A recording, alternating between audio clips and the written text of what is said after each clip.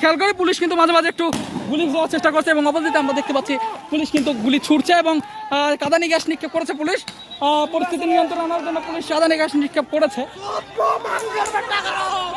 Police দেখা যাচ্ছে খুব বিপদের মধ্যেই আসতে বলা চলে, কারণ এখানে অল্প কিছু সংখ্যক পুলিশ এবং চারদিকে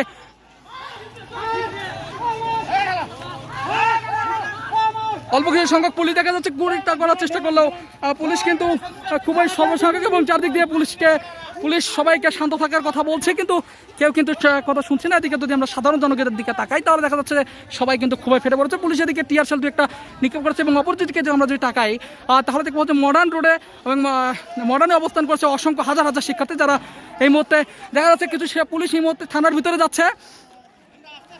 জানি না কী করবে, পরিস্থিতি আসলে এই মুহূর্তে খুবই ঘোলাটে এবং বাজার, যার কারণে নেটওয়ার্ক না থাকার কারণে আমরা সরাসরি ইলেকশন প্রচার করতে পারছি না। হয়তো পরে আপনারা ভিডিওটা দেখতে পারছেন বা দেখছেন।